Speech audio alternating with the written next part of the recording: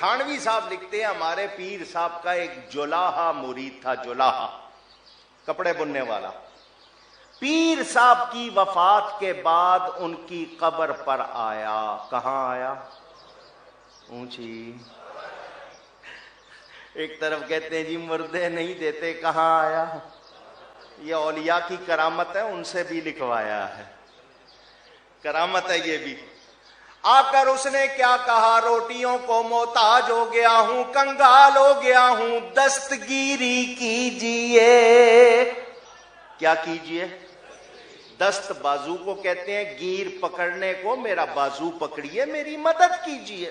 تھانوی صاحب لکھتے ہیں وہ آیا، آ کر اس نے کہا کنگال ہو گیا ہوں، دستگیری کیجئے. قبر سے جواب ملا، روزانہ ہماری قبر پر آنا، پاؤں کی طرف سے تمہیں روزانہ 2 آنے ملا کریں گے. اس زمانے میں 2 آنے پورا گھر کھا جاتا تھا، ختم نہیں ہوتے تھے. 2 آنے. اس نے کہا میں روز آتا ہوں، مجھے ملتے ہیں، ملتے. تھانوی صاحب نیچے لکھتے ہیں یہ من جملہ کرامات کے ہے. میری کتاب مزارات و تبرکات میں حوالے پڑھ لینا. یہ من جملہ کرامات کے. اور 14ویں صدی میں اگر تمہارا پیر دیتا ہے تو پیروں کے پیر غوث اعظم نہیں دیتے؟ جیسے بارِ شریعت میں لکھا ہے قبروں کا طواف تعظیمی حرام ہے، البتہ اگر برکت کے لیے گرد مزار پھرے تو حرج نہیں.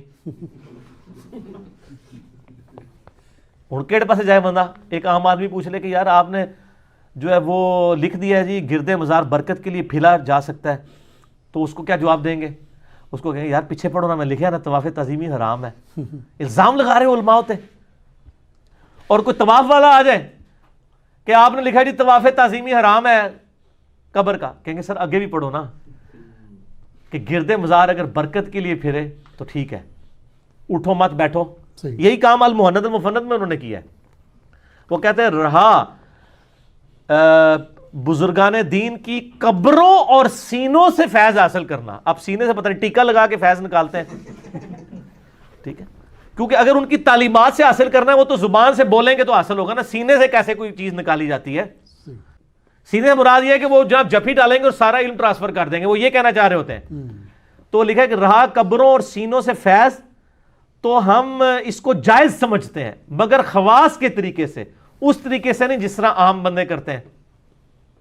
کتنی بڑی انجینئرنگ کرنے کی کوشش کی ہے، لیکن سر تسی انجینئر تے آئے نہیں ہو، تسی انجینئرنگ کر ہی نہیں سکتے.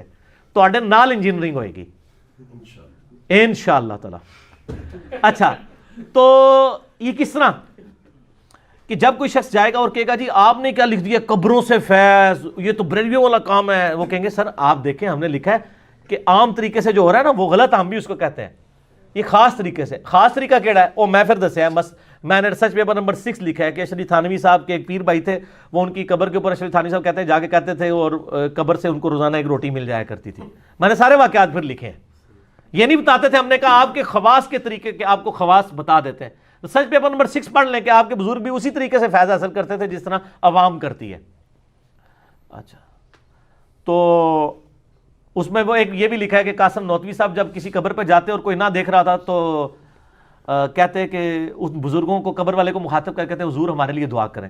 سر یہ جو آپ کہہ رہے تھے نا اس وقت ایک بندے نے دیکھ لیا تھا، اس نے کتاب میں بھی لکھ دیا ہے. آپ کی ایک اس نے خفیہ ویڈیو بنا لی تھی.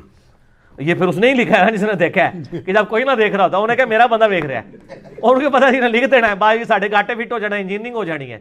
سر یہ ریسرچ پیپر نمبر 6 ہے، قبروں سے فیض کے عقیدے کا تحقیقی جائزہ، ahlsunnatpak.com سے ڈاؤن لوڈ کر کے پڑھیں. تو جب کوئی کہہ دے کہ جناب یہ آپ نے کیا لکھ دیا، وہ کہیں گے جی ہم نے تو لکھا نا خواص کے طریقے سے، یہ تو بریلوی تو مشرک ہیں، یہ جو کرتے ہیں غلط ہے، ہم نہیں اس کو مانتے.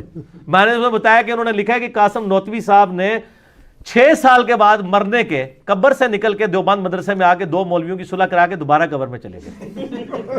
جی یہ خواص کا طریقہ ہے سر، یہ عام آدمی تو سوچ بھی نہیں سکتا. یہ خواص کا طریقہ بھی انہوں نے لکھا ہے. عام او خواص کا طریقہ عوام سے بھی زیادہ بدتر ہے. ٹھیک ہو گیا؟ تو یہ سارے واقعات انہوں نے لکھے ہوئے ہیں. انشاءاللہ تعالی اس کی بھی انجینئرنگ کبھی ہم نے ریسرچ پیپر میں تو کر دی ہوئی ہے.